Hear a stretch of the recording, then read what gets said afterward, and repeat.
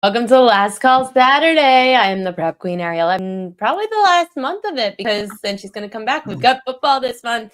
It is August. It means that we're going to get some things ready for you, especially in college football. And that's why we're going to have on Jesse Schul today. We're going to talk some baseball Tokyo Brandon. Of course, Gianni the Greek is going to be live from Las Vegas, give you all the sharp edges here on the shows he does every Saturday. And Ronald Cabang is going to end us with a bang. Some WNBA. We've got one game on the slate tonight. Make sure to remember, you always look in the chat, always comment. Make sure to ask our best handicappers what your questions are so that we get all of your answers before any of the games start today. We've got a lot of afternoon baseball to get to as well. And some lines definitely moved in some very interesting ways. And if you have your Odds Logic screen open at oddslogic.com/propqueen, you could go sign up. And that's how you could see all these line moves, and you can make sure to get the best rotation, the best numbers, and send game rotation numbers along with your questions so that we could get those answered as well. So first, coming up on the show today, as always, it is the great Gianni the Greek, live from Las Vegas. You know him as Yanni, Vegas runner, and maybe he'll have his audio on today. So last time, remember, you forgot, you didn't hear us. And it's on. And I got something right out of the gate. I think you guys may have 5 or 10 minutes. I sent this out to subscribers. It's a premium play, Norwegian soccer, second division. We're taking Follo, Follo. That's Follo plus 1 goal up to -110, 115. You're probably good to -120. We got down at -105. Follo plus 1. They're playing St. Jordan's Blink. So St. Jordan's Blink, we're taking Follo plus 1. That's Norwegian second league. It goes off probably in like 5-10 minutes. Follow fade on you. Sorry. Just wow. Didn't see that one coming. Did not see that one coming, Yanni, but I love it. Me neither. Norwegian soccer early in the morning. We love to hear it. I do have some baseball questions for you. And of course, we'll keep an eye on the chat and see if anybody has questions for Yanni about where the sharp action is today on the slate. But I saw this line move in a very weird direction in the Dodgers game, which starts at 1:10 p.m. Eastern time. According to FanDuel, which I like to look at just because it's so public and so national, the Dodgers moved from -134 to -120 since last night. And of course, the public's going to be on the Dodgers, not the Rays that are struggling. Blake Snell making his first start off the IL, so that's also concerning. What have you seen in this Dodgers-Rays game coming up in a couple hours? Exactly what you touched on. Tampa money trickling in since the opener. But it doesn't look like it was like a big move. Like, that's why I didn't even put it on the list that I was going to share a couple of the steam moves, just because I've seen like some resistance come back the other way once it's gotten real low, like the initial hit on Tampa. But since then, I've seen a little bit of a comeback on the Dodgers. Wow, now down. Yeah, it got down to like 112. And now coming back up to like 115, 117 at Bet Online, which, you know, is one of the sharper outs. Definitely Dodger money from the recreational bettors. So the sharps help limit that risk. I think when this goes off, the books will probably have a good balance because, again, the sharp money's offset. And the Dodger money will come in from the recreational bettors. It's an early game. Rest assured, that'll be tied into some parlays, coin flip type of game. I figured they will be on the Dodgers. I mean, it's hard to bet this Tampa Bay game. They've won, 2 in their last 10 games, 1 out of every 5 games. And more importantly, a lot of those losses, it's not like they were dogs. You know, they were coin flips or favorites, kind of like this line is. Now it's down to a coin flip. But you're right, they did get the sharp money, even though Dodgers, shut them out yesterday 5-0. Sharps coming right back with Tampa. I'm not on Tampa, I can tell you that. I'm not touching that game.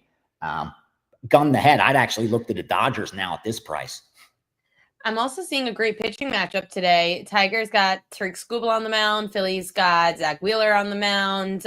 4 o'clock Eastern time. Detroit line moved a few cents against them, but not anything major. Anything that you see there with the Phillies at home? Under.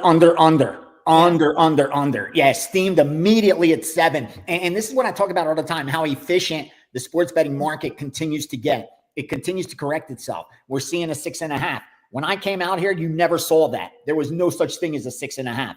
It would be 7 with the under up to minus 140, 150 even before they ever went to a 6.5. That's important, how important the number 7 is. 7, 9, and 11 are those totals that matter in baseball. 3-3, tie, 4-4, 5-5, those type of numbers is why 7, 9, 11 are so important. And they steamed this under 7, and the public's still betting it under as well. But they're going under 6.5, and that's a very different number. That's why you got to be careful. When I share this steam plays in the morning, you got to look, what number did they get down at, and what's available? Why did they stop betting it? You don't see no sharp bettors coming in and taking that under 6.5. Right now, it's all recreational bettors betting the under 6.5. And good two-way action on the side.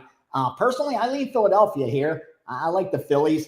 They were able to get that win yesterday against Detroit, getting that first game in. The way this line's moved, coin flip, I lean Phillies at home. I see the under at 7, but at 6.5, I couldn't bet it.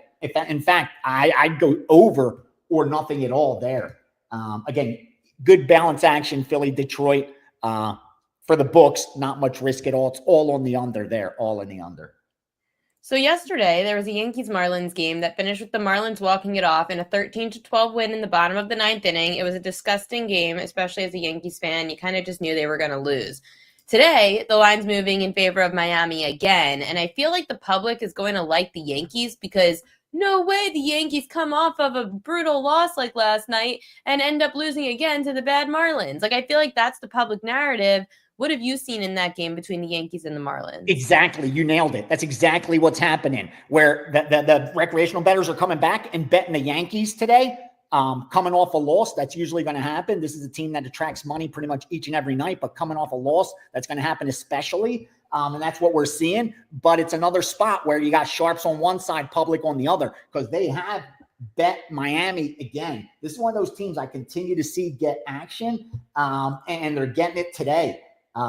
Against the Yankees. So the Yankees came in, they had won 3 or 4 of Tampa Bay. So, it was a perfect letdown spot, I think, for them.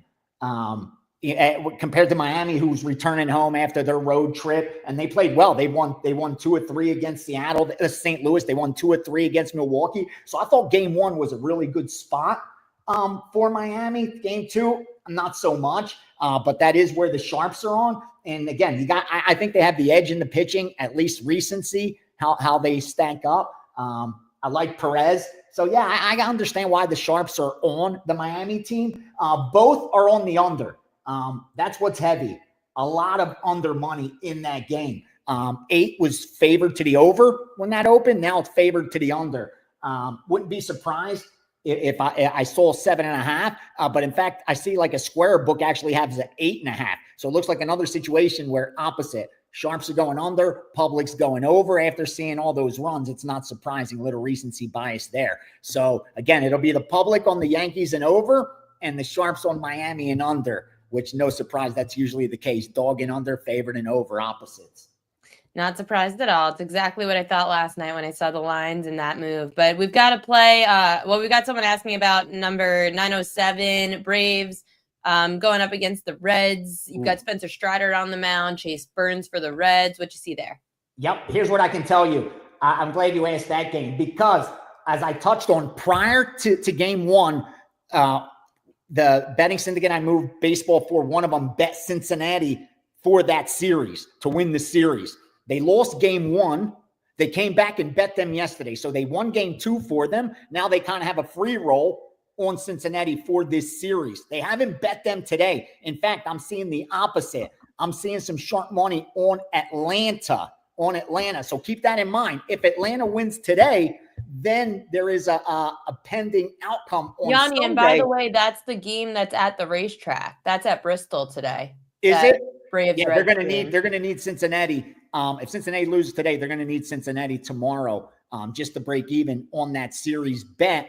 How do you approach betting these games, though, that we've never even seen before, a game played at a NASCAR track, nonetheless, Bristol? I think you just eliminate home field advantage. You just don't factor in any type of home field advantage. It'll be hard to give any team an edge as if they have an advantage on that field. I would just simply eliminate any team as being the home team. I would make it as if it's being played on a neutral site. and just take it from there. Those kind of games, you don't have a big enough sample size to really lean back on something and say, these games tend to go over, these games tend to go under. There's just not enough of sample size for that. But just throwing out that series information real quickly, another series bet that we placed right before game 1 yesterday, and I sent it out to subscribers, is a 4%. We took Kansas City at nice plus money to win that series. They did win game 1, so we need them to win either today or tomorrow to get that series bet in. But yeah, I'm seeing Atlanta now. I'm looking again. I'm seeing Atlanta is bet in one of the sharp accounts. So I'm surprised that line's dropped. But see, when it got down to like 111, got 110, 115, then you saw the Atlanta buy. Okay, so that makes sense now. So yeah, early move looked like it got dummied down to Cincinnati, and then Atlanta got the bigger money at about minus 110, 115. So yeah, I like that Atlanta side there. What else in baseball have you seen today? All right. San Francisco at plus 175 and the over 8 up to minus 120. San Diego getting bet by the Sharps and the public. One-sided action there. They do like Kansas City again. They took Kansas City, like I said, for the series. They like them again. They usually bet the series bet in game 2. I talked about that last week. They like Minnesota at plus money, plus 150. Seattle, minus 105. And finally, 924 under 8 up to minus 125. Baltimore and the Cubs under 8. Baltimore in the Cubs. That's what's going on in baseball. A little early. Remember, it's 8 a.m. over here. People, of course, asking in the chat about UFC and UFC winner. Tough card. Really, really, really tough card. But here's what I'll do. I give out a premium play to you guys. I just actually sent it out to subscribers this morning. It's chalky. So do as you wish with it. Follow or fade. That's on you. But I like Rodolfo Vieira. Anything less than minus 250, he's the right side there. Very, very winnable fight for Vieira against Trazion Gore. And Vieira's coming off a loss. He had won 2 straight performance bonuses. In fact, he had gotten a performance bonuses in 3 of his prior 4 fights before that loss. So we're getting a much better price because of that recency bias there. And Gore's one of those guys that people think he's like this close. He's like, he's a lot better than his results show, but he's coming off getting knocked out in the second round. I think this is an easy fight for Vieira. Like I said, I'd lay minus 200, which I did, and I was comfortable doing it. I know a lot of you guys don't like to lay that heavy chalk. Maybe find something else to tie it into in a parlay. But yeah, we're on Vieira there up to minus 210. Anyone else in the chat before Yanni goes? I know we've got one game in the W tonight. If you saw anything there. Nothing in the WNBA, but I did see in CFL under, sharp. Any 55 and a halves got picked off. Anytime. So it's a heavy over money from the recreational bettors. They're betting the over. Anytime that total got to 55 and a half, they picked it off. So 55 and a half is the number that they are looking to buy the under on. That's why you're probably seeing 55, 54 and a halves on Hamilton and Edmonton under. And don't forget, Steam Room in hour and a half, 10 a.m. Pacific, 1 p.m. Eastern. I'll have more baseball. We'll go over the UFC card. We'll cover NFL preseason so you guys are prepared for that. Talk a little bit about college football and NFL futures. Getting excited because I will be on Bet On It this year. So that means I got to prepare even more. That's what I love. I get to prepare even more. I'll be deep into college football and NFL this year. So I'm excited about that. And yeah, best of luck this weekend. Do some Yanni back on Bet On It, and we'll get a lot of college football and NFL from you. We've got one more baseball question from Titan CT. Thought on the Red Sox, number 916. Red Sox. Man, that team keeps getting bet. They're like they've been my Achilles heel. No surprise, they're getting bet again today against Houston, and I like them. I like Boston, actually. If I have to bet it, I'm taking the Red Sox. It's good two-way action. Don't see sharp money either way there. This is just opinion bet on Boston. Yeah, I like how Boston's playing, man. I mean, there's a team that's won now 3 straight, 5 of their last 6. I like the pitching matchup. It makes sense. I like Boston today. Anything less than like minus 130, I'm not sure where it's at right now. I think we get there. Boston or and the chat wants to know about getting banned last night from the casino. Oh yeah, man, such bullshit. Honestly, it was such a good, fair game. I played the first night a little bit. Went back the second day. That day I was serious. I was like, now I'm going to stay for hours. Like had eaten, was perfect mindset, and even had a good count early, but didn't go my way. And I didn't even get the bet big. Like I was only bet spreading between 1x to 10x. I was going 100 to 1,000, and I never even got the bet more than 300. Like the deck never demanded more than 300 on a one hand. But for whatever reason, it had to be facial recognition. And they must subscribe to the Griffin book. If you're in that Griffin book, it's over as far as your blackjack career. I shouldn't have went the high limit. That's the key. High limit, they all have facial recognition now. And they're still pissed about 15 years ago. Like they'll never forget it. They never let it go for whatever reason. So one of those things. Well, Yanni, that's why people could check out your blackjack course, right? You also that's why I said I sent soldiers out there to do my bidding. That's what I want to do. I want to teach everyone to go out there and do it just because that's what pissed me off. That's why I told Gianni the last time. I said, dude, I can't play. I want to teach people to go out there and do it. Good. Send out those soldiers to go freaking do some damage. I can't wait to do it again. I do the course again. The goal is to beat the book. And on social media, we end up losing all of this, like, everyone on social media gangs up on each other, but at the end of the day, it's us versus the book. It's not us versus each other. Exactly. I don't get it either. I don't understand. Gianni the Greek, what are you promoting today? All right. I got my UFC card that's up. Now 4% plays in there. There'll be some more. As you guys know, the originators I work for, they bet day of mostly now in MMA. The limits are the biggest. I'll have the baseball package up within 30 minutes. Good baseball card today. I have my NFL college football futures in a combo pack. So one package, you get all the NFL and college football futures, 9 of them in there right now. More will be coming between now and the regular season. Oh, I even have week 1 college football. 2 week 1 college football bets already released. So yeah, we're in action, baby. We're in action. It's August. It's football season. It's coming. It's almost here. Yanni, thanks so much. Enjoy your Saturday. Good luck today, Ariel. Coming up next, we have more baseball talk to get to. Tokyo Brandon joining the show. Follow him at Tokyo Brandon. We're going to talk whatever you guys want out of Major League Baseball, but he's got a couple of plays himself. And Mac Hudson, you're going to have to wait a little for those sharp lacrosse plays. Dan will come on at the end of the show and mention those. Tokyo Brandon, Guardians Twins today. We've got a matchup between Bailey Ober and Tanner Bybee, a Twins team that was total sellers at the deadline. What are you seeing in this one? Hi, Ariel. Nice to be back. So, yeah, this is going to be a good game here. You know, the Twins, well, I don't know if it's going to be a good game or not. The Twins have basically sold off 40% of their team at the trade deadline, and that's kind of sent shockwaves. I've read a couple of interviews with some of their players, and none of them are very happy about it. A lot of people, morale is pretty down, and you could see how they played yesterday. I think we're going to see more of the same today. I think the Guardians, surprisingly, according to my rankings, rank number 5 in MLB hitting in current form. They rank number 12 in bullpen. Minnesota's bullpen ranks 26th out of 30, according to my rankings. So given those factors, I think the Guardians are going to have little trouble beating the Twins today. Ober does have good stats against these batters in his career, which is a little bit of a worry. So Tanner Bybee also has pretty good stats against the batters he's facing. So might be a little bit of a slow start here, but I think in the end, the Guardians will probably handle this. Bybee's a really good home pitcher. And although I've never had a lot of confidence in him, I think today with Minnesota's morale quite down, I think the Guardians are going to handle business again today.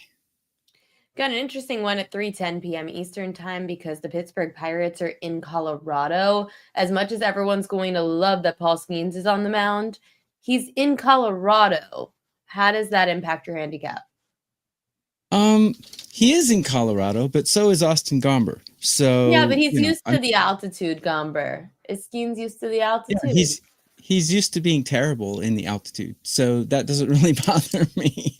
Skeens is just light years ahead of him. I actually have Skeens ranked number 2 out of all pitchers in MLB. So when you do go to the altitude, the one thing that a lot of pitchers say is the life on their ball. In other words, the movement on their fastball and the movement on their off-speed pitches tend to be a little bit less movement. So the altitude takes the movement off your ball.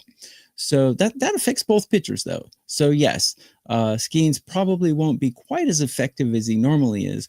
But on a curve of 30, I have Austin Gomber ranked 29 out of all starting pitchers, where I have Skeens ranked number 2. Not only do I have Skeens ranked number 2 on a curve of 30, I have Skeens ranked number 2 out of all 210 starting pitchers that I rank. Surprisingly, the Pirates are not really known for this, but I have their bullpen ranked number 6th out of all teams in MLB, where I have the Rockies ranked number 30 out of 30. So hitting-wise, that's always kind of been the Pirates' Achilles heel, but current form, they're ranked 18, where I have the Rockies ranked 22. So that's enough discrepancy, in my opinion, to confidently back the Pirates in this one. Although the way they put a whacking on Colorado yesterday, as far as run production is concerned, that worries me a little bit. But, today is Skeens. So I think the Pirates should have no problem at least pulling this out on the money line. Lewis Creech said he might have to run back to Brewers -1.5 again today. It did well yesterday, and the Nats look pretty depleted. You've got Brendan Woodruff on the mound for the Brewers. They're laying about -180. Washington around +150. Jake Irvin pitching. Thoughts on Brewers Nats? Yeah, Irvin's not a very good pitcher. Woodruff, I wanted to give him a little time when he came back because he missed a lot of the starting portion of the season.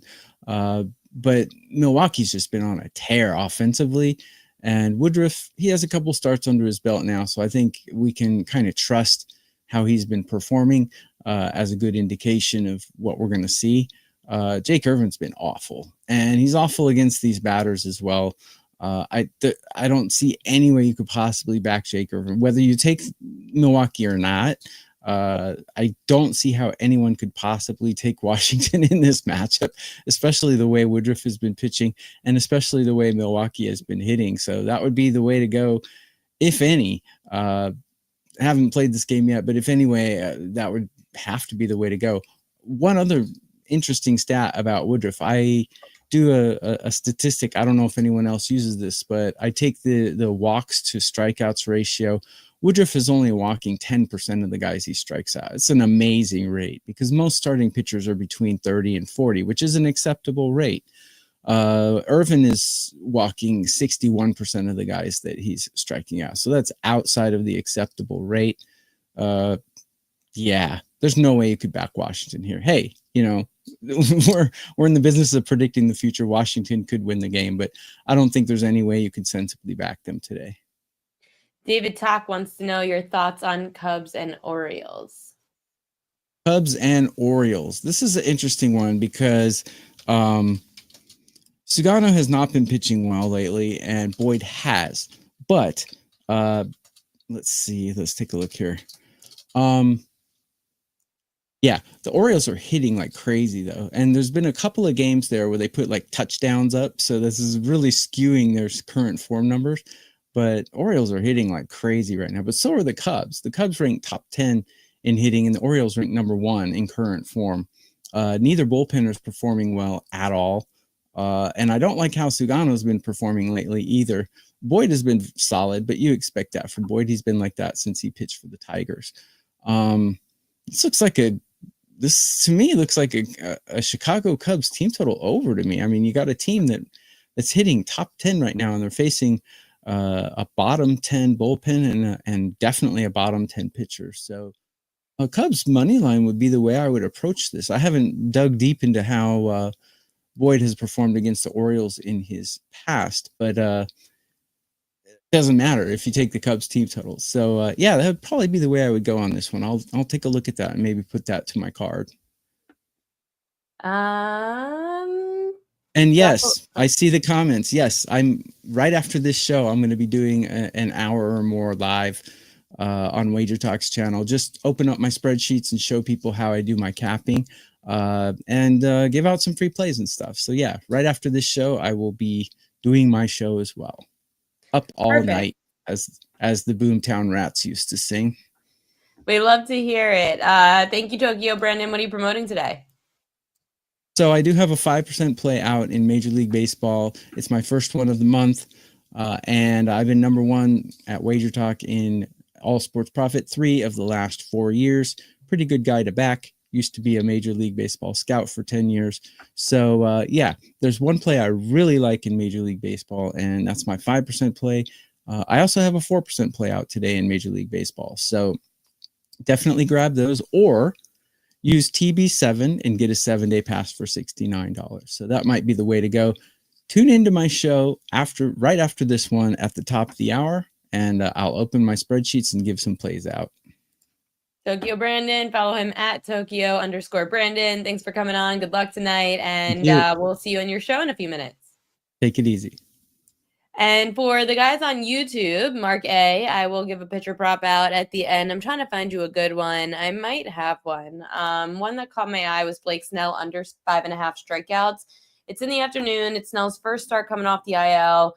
Minus 120 range. The Rays this year haven't been striking out as much, but they have struck out more against lefties. So that kind of turned me off from it. But 5.5 for a team that hasn't struck out as often this year on a first stint off the IL, like, seems a little high, but I'm not in love with it. So I'm going to try to find you something better by the end of the show. So while I look for that, let's talk a little college football. We're going to talk about just about 28 days from now. August 30th is when we're going to see Texas and Ohio State at the Shoe, noon Eastern time. So let's bring them on. Jesse Schul, let's talk some college football. I am super pumped. It is August, which means college football is this month.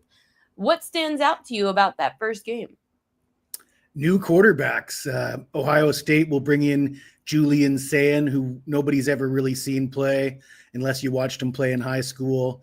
And Texas, bringing Arch Manning back. We saw a little bit of Arch Manning last year, but we never really seen him take the reins as the guy in big games. And, I'm tempted to back Texas in this game. They're going against the defending champs. Of course, Ohio State at home is going to be the favorite. But a quarterback making his first ever start against a Texas team that ranked third in team defense last year, or scoring defense, 15.3 points per game allowed. Ohio State ranked first in scoring defense last year, allowing less than 13 points per game.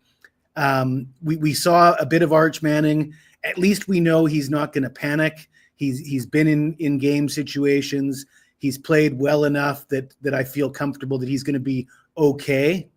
I can't say that about Julian Sayin. We don't know what to expect. That said, I just think there's so many variables that I don't want to. I think the smartest bet is to stay away from the side and focus on the total here. As I said, Arch Manning doesn't have a lot of big game experience. Julian Sayin has no experience.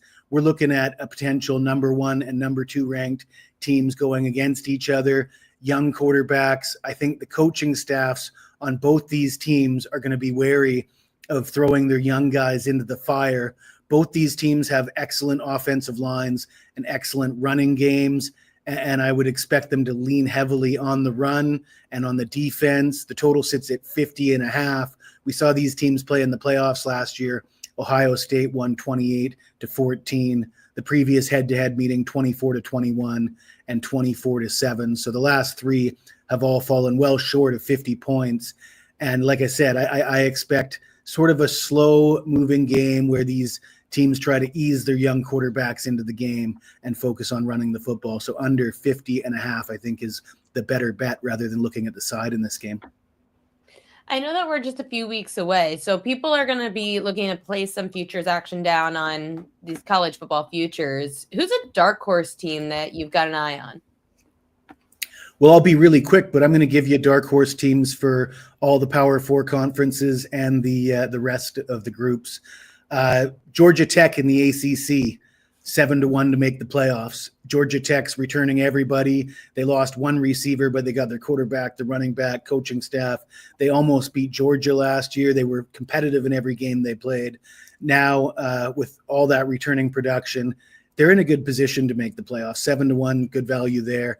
Oklahoma in the SEC, plus 550. A lot of people will think, well, Oklahoma was terrible last year. They bring in John Mateer from Washington State. A lot of people will say, oh, yeah, but who was he playing against last year? They were saying the same thing about Cam Ward, and look what he did at Miami. I believe in John Mateer. You see him at SEC Media Days. The guy's got a swagger about him that I haven't seen since Baker Mayfield. I think Oklahoma has a chance to make some noise in the SEC this year.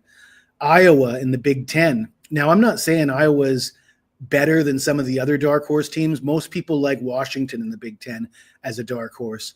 The reason I like Iowa, they're bringing in a quarterback, Mark Gronowski from South Dakota State FCS team, but the guy's a baller. The guy's a dual threat. I think this guy's going to be a perfect fit at Iowa, and their offensive problems maybe a little bit less this year, and we know their defense is always good. But the schedule is what I like about Iowa. They get Penn State and Oregon. Both those are home games. They don't have to play Ohio State. That's why I would take Iowa ahead of, say, Nebraska and Washington, the other two teams that everybody likes as a dark horse in the Big Ten. Iowa State, Kelly's not going to like this, but Iowa State in the Big 12, 10-1 to make the playoffs. You know, Iowa State kind of played over their heads last year.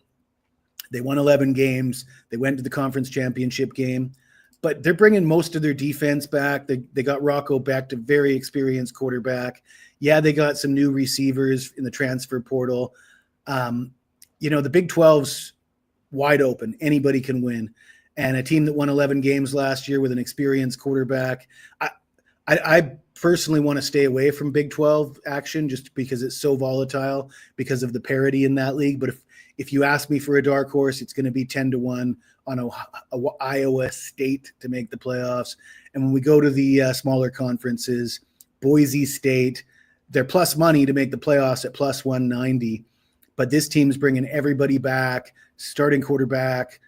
They lost Ashton Genty, and I think a lot of people look at that and say, Genty was so good. How could you possibly replace a player that's that good? Well, when it's a running back and he's running behind the same offensive line and the same quarterback's back, and you plug another guy in there, if that next guy up is a stud, that often is a problem that solves itself. We've seen that in the past with Christian McCaffrey leaving Stanford. The following season, Bryce Love steps in and runs for over 2,000 yards. I think you could see that here with Boise State, and they're just so far ahead of everybody else in the Mountain West. I think their path to the playoffs is clear. So Boise State at plus 190. I know that there's also some teams that you thought were a little overrated, a little underrated. Who would those teams be? So overrated, I'm going to go with Baylor. Phil Steele's picking Baylor to win the Big 12. I'm just not seeing it. I know they ended last season on a 5-game winning streak, but the quality of opponents was questionable. I think the Baylor hype, I'm just not buying into that. Utah's another one. I'm a big Utah fan. I love Kyle Whittingham, but they're sort of rolling the dice with a completely overhauled offense, a new quarterback. I like them in week 1 against UCLA. I don't necessarily like them as one of the favorites to win the conference, so I think they might be overrated. LSU, number 1 portal class in the country. But what does that mean? That means a whole bunch of new faces. How's that going to work out? There's no question they got the talent, but the SEC is loaded with talent. I'm not sure I would want to have my money on LSU based on having the number 1 portal class. Jesse Schul, what are you promoting today here at WagerTalk? It's almost unbelievable, but right now they're giving away the rest of the season, Major League Baseball and CFL, with the purchase of my all-access football package. That's college and pro football. I'm number 1 at WagerTalk with MLB this season, and I'm hitting 73% this season with CFL. And you can get that for free if you buy this package for $777. We have a last-second question from Andrew. What do you expect the line is for Michigan at Oklahoma? And quick thoughts on Michigan. Well, you know, there's a lot of young quarterbacks, first-year quarterbacks. Michigan's got one, Bryce Underwood. And if you listen to Connor Stallions discuss the work ethic of Bryce Underwood, it's hard not to be impressed by that. Now, every coaching staff is saying their guy is going to be the next guy. It sounded very convincing. What do I think the line's going to be? It's going to depend on the week 1 games. It's got a huge fluctuation. Could be anywhere from a pick 'em to a 5.5 point spread. for the home team. So that's going to be influenced by what we see in week 1. Jesse Schul, thank you so much for coming on here on Last Call Saturday on Wager Talk. Good luck to everything that you've got going on today, and I can't wait for more college football talk with you soon. Thanks. Thanks for having me. Sorry, guys. The questions came in late. He was on for 5 to 8 minutes. But we'll get to him again soon. We've got a lot of time until we've got college football. It is also WNBA season. We've got a game tonight, and Ronald Cabang is going to help us out with that game. Cabang, tonight, WNBA. Let's put the drama aside. We've got the Minnesota Lynx at the Las Vegas Aces, 3 p.m. Eastern time. I'm seeing the Lynx favored at around -4.5. Total sitting at around 166.5. What are your thoughts on the W? Yeah, this one is a pretty interesting game. They're both in really tough schedule spots right now. So the Lynx, they're playing their first game on the road after 4 straight home games after the All-Star break. They're also in a letdown spot. They just scored 100 points against the Liberty. That was their revenge game that they're waiting for all season long. On the Aces side, this is their first game home off a 4-game road trip. They traveled a lot. They started in Indiana, then they traveled towards, I think it was Dallas, and then now west to LA, and then back home, obviously. But they did have their last game 3 or 4 days ago, so they should be well rested. But the other thing is they are on the first leg of back-to-back games. They do have they play tomorrow. I think it is Golden State. So they play Golden State tomorrow. They've already played each other twice, both times in Minnesota. The first one in Las Vegas. First game stayed way under. Asia didn't play that game. Second game went way over. The Lynx shot exceptionally well. They went to the free throw line 38 times. That's something that doesn't happen too often in the WNBA. But this time, I think the Aces, they do make the necessary adjustments defensively to contest shots better, limit those trips to the free throw line. If you look at their recent form, their defense has looked really great. Last 5 games, both teams actually are in the top 3 in defensive rating. The Lynx play the 4th slowest pace in the league. Both teams limit turnovers. So that limits transition buckets and points off turnovers as well. Aces, a lot of shots in the paint. Lynx are first in defending it. Lynx shoot a lot of threes, and the Aces are third in defending threes. So matchup-wise and situationally, a lot of things are pointing towards an under-type game. So this was actually my only client play for today. There was only one WNBA game. I took the Aces under 167 last night. It did move down just a half point, so I think it's still a good play. Cabang, since it's a short slate, we won't keep you too long today, but what are you promoting? Yeah, like I said, this was my only client play today, so you got that for free. Whatever I have up on the site right now, don't buy it. I just gave it to you. But just glancing ahead to tomorrow, there is a lot to like. I have five plays already on my short list, likely to have at least 3 client plays, up over 95 units already this season, and we just passed the halfway mark. So things are really looking up. In the WNBA, just hopefully continue cashing tickets and build that bankroll for football and NBA season. Number 1 all sport profit in 2025. So WagerTalk does have a deal for a 1-year all access, wt.buzz/RC, if you want to rock with me there. Ronald Cabang, make sure to check him out at UCapper Sports. Thanks so much for coming on. Good luck tonight. See ya. Before I bring on the big finale, because I know that the chat's waiting for the sharp Premier Lacrosse plays of the day, I do have a strikeout prop that has caught my eye. Max Scherzer of the Toronto Blue Jays to go under 5.5 Ks. It's gone under in both home day games this year and 4 of his last 5 home day games dating back to last year. Kansas City, 8 of the last 9 righty starters since the All-Star break have gone under 5.5 Ks. Max Scherzer hasn't faced them this year, which I kind of like because I don't like for the same thing to happen twice, which is why I'm backing off of Woodruff. So we're going to go under 5.5 Ks against the Royals team that doesn't strike out that much, going up against Max Scherzer today in Toronto. Now let's get to those Premier Lacrosse plays of the day. Dan, what do you got for us? Yeah, we had Mac Hudson. He literally joined to start the show, Ariel, and was literally like, "Where are the lacrosse plays? Where are the?" So the people need it.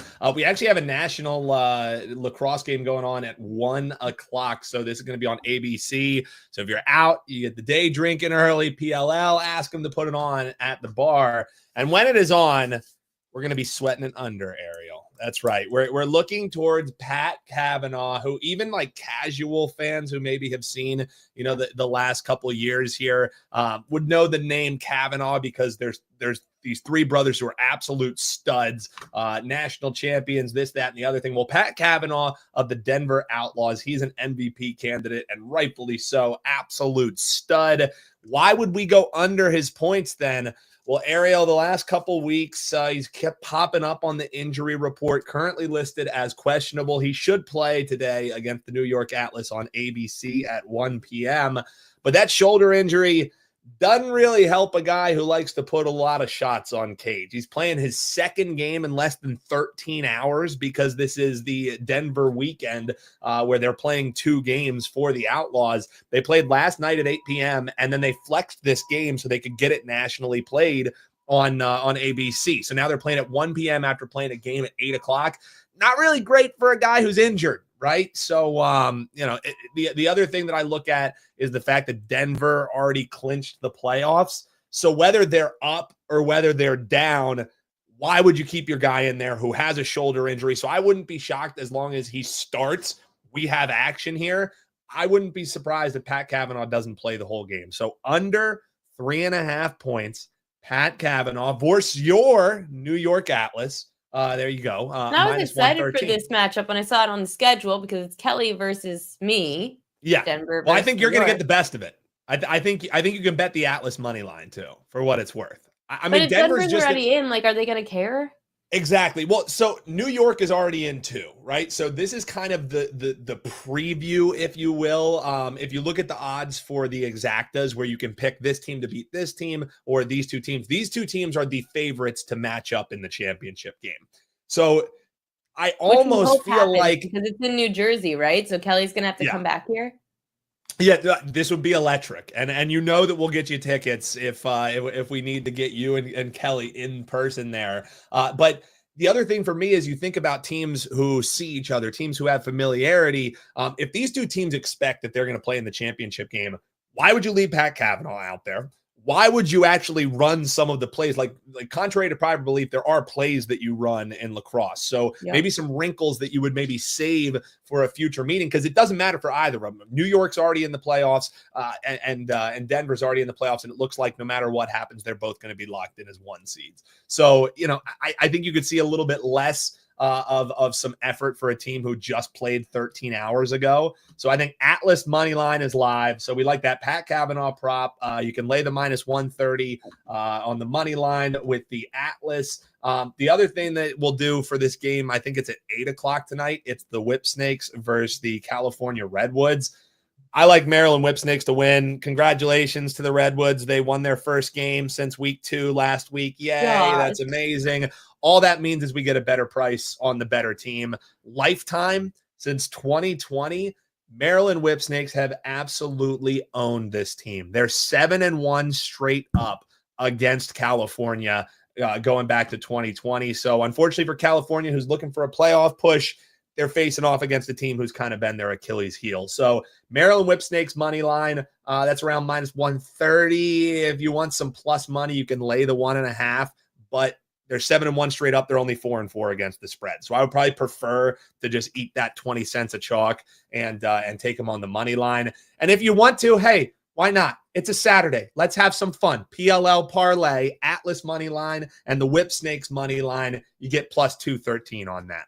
So there you go. A couple different ways to attack the slate here today for the folks. Ooh, I like it. It was funny. So yesterday, Dan and I and Kelly, we have a group chat, and we're talking about the plays in PLL for the weekend. And Dan's like, race to 3, Denver. And he's race like, to 3 is electric. He's like, I kind of like it more Saturday than today. Turns out Denver hits the race to 3 yesterday, and we all know I don't bet the same result twice. Dan doesn't bet the same result twice. So Dan writes in the chat, well, that's not happening tomorrow. Yeah, so and of course I already locked it in, right? Yeah, the race to 3, for what it's worth, again, it still could hit again, but I'm not making it a best bet. Unfortunately, I already bet it, but we're talking about Denver winning the race to 3 against the New York Atlas. It's coming up at 1 o'clock. Denver has won the race to 3 in, I believe it's now 6 straight games, because they did it again last night. They're a team who just starts very fast. And yes, there might be some fatigue coming in. For what it's worth, you look at the Atlas side, they've failed to win the race to 3 straight games. So, of course, it had to have hit last night, Ariel. We could have had a great bounce back spot, but that could be another way to attack it. I still lean that way, but if I didn't already bet it, I would not bet it today for what it's worth. I understand. I feel the same way. I love Mac Hudson, PLL parlay. What could go wrong? Yeah, what could go wrong? Laying 2 favorites in a parlay. It's like we're betting in the baseball. Premier Lacrosse League. It's like we're betting base. Yeah, in the Premier Lacrosse League where underdogs have gone like 23-8 against the spread or something like that. Yeah, of course. Oh boy. Well, Dan, thank you as always for those sharp PLL plays of the day. We love them to start our Saturday, 1 p.m. Eastern time. We've got the Atlas facing off against the Denver Outlaws. So I'm super pumped. That one coming up. I've got to make a social video about our prop of the day. Thanks everyone for tuning in, by the way. And for someone who asked before about the Yankees and if I'm sad about them, David Havley asked, am I sad about the Yankees? No, because I was over them about like 2 months ago. When you find out that the Dodgers' game plan was to get you to F up the fielding in the World Series last year, and you don't clean up the fundamentals of baseball on your team, it's a you problem. And I know they got Ryan McMahon at third, which helps them a bit defensively, but this team still is making terrible errors. Anthony Volpe, despite having the game-tying home run again last night, he still made errors in the field. So literally, I'm so over them. They are so fundamentally broken, and I can't root for a team that can't field grounders. It's just embarrassing. On that note, I'm going to watch the Yankees game today anyway, and just be a glutton for punishment. So at least the game's happening before I go to dinner. And then when the Yankees piss me off again, because clearly Yanni said the sharp actions on the Marlins today, then I'm going to go to dinner and drink a bottle of wine to the face. I actually started this show today sober, so that's good. No, I'm just kidding. I'm always sober. I'm just sometimes a little hungover because Kelly came to town last week and she messed me up. I kicked her out. She's gone. But Kelly and I are going to be together again next weekend. So next weekend, I think it's Steve Merrill again. He's going to fill in.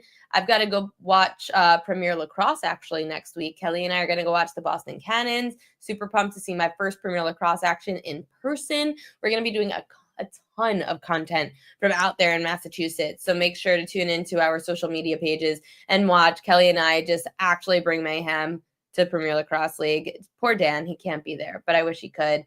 Dan, thank you for running things behind the ship. Thank you for the Premier Lacrosse plays. Thank you to Gianni the Greek, Ronald Cabang, Jesse Schul, Tokyo Brandon. Everyone came on and gave us some sharp action across UFC, Major League Baseball, soccer, WNBA, Premier Lacrosse. If you missed any of it, tune into the YouTube page over at WagerTalk. Everything is over there.